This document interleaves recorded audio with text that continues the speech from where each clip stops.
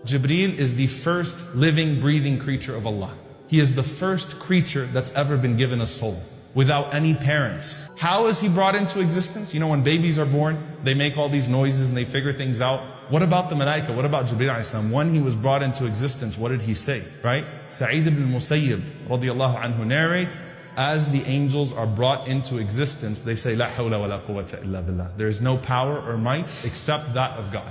We have none. So as Jabril was brought into existence, this first soul, he said, La hawla wa la quwwata illa billah. The Prophet ﷺ, he says, I've been given permission to tell you about just one of those angels. One of the angels who bears the throne of Allah subhanahu wa ta'ala. He said, the distance between his earlobe and his shoulder is a journey of 700 years. And the narration of Ibn Khuzaymah, the Prophet ﷺ said, a bird could fly that journey in 700 years. So how do we even determine who's a bigger angel and who's a smaller angel? And what does this have to do with Jabril alayhi salam? Al-Imam al-Suyuti rahimahullah says, the greater the task the angel has been given, the greater the size of the angel. So that tells you right away that Jabril alayhi salam is even bigger than that. He's the biggest of the angels and the greatest in size because he has the greatest of tasks. The people of Lut alayhi salam, that entire city was destroyed by the tip of one of Jabril's wings. They were lifted up and they were destroyed by the tip of one of his wings. So it shows you the strength of Jabril alayhi salam. The Prophet sallallahu alaihi wasallam said that Jabril alayhi salam resides directly under the throne of Allah subhanahu wa ta'ala.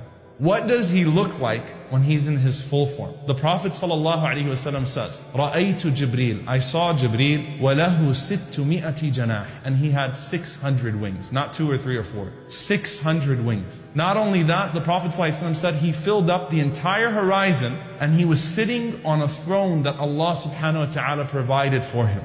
And the Prophet ﷺ said, not only are those 600 wings spread out, he said, يَنْتَشِرُ مِنْ رِيشِهِ التَّهَوِيلُ مِنَ الدُّرِّ وَالْيَاقُوتِ. There are constant rubies and pearls falling from his wings. In a narration in Ahmad, the Prophet ﷺ said, the color of his wings are khadra, are green, and the soles of his feet are green. There's not a single prophet of Allah that you study except that there's a mention of Jabril. Seriously, just go through Qasas al-Anbiya, the stories of the prophets. You'll find a mention of Jabril alayhi salam in some way, shape, or form. He's got to be there because he has been sent to 124,000 prophets. In the hadith in Muslim Imam Ahmad, there were 124,000 Anbiya. Amongst them, 315 were messengers, were Rusul. He has been sent to each and every single one of them to teach them, to raise them, to support them, to protect them. He was there.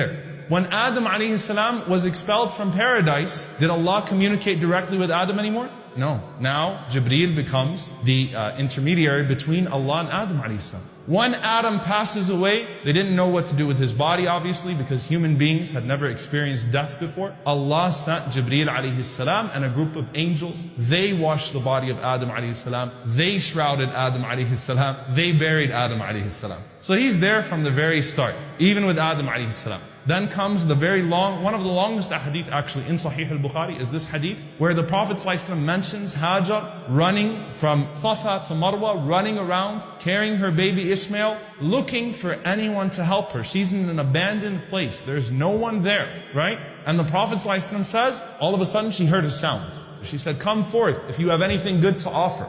So the Prophet ﷺ says, فَإِذَا Jabril. Suddenly it was Jabril. Then the Prophet ﷺ said, Jabril did this. He struck the ground with his heel. When Jabril did that, the water obviously started coming from the earth in huge loads. Zamzam comes bursting out of the ground. And the Prophet ﷺ said, Rahim Allah Ismail. May Allah have mercy on the mother of Ismail. What she did was she carved out the well because she was afraid that the water would go all over the place and nothing would be left. And the Prophet ﷺ said, had she not done that, then the entire earth would have been touched by Zamzam. Now subhanAllah, think about the miracle of Zamzam, right? You know how big it is in dimensions? 8 by 3.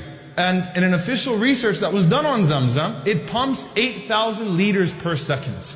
That means 691 million liters per day, Zamzam. Think about how many millions of gallons, subhanAllah, people are constantly drinking from it. It has never dried up. That's just from the strike of Jibril's foot, okay? You're still drinking from it till now. So that's your connection to Jabril alayhi salam until today, subhanAllah.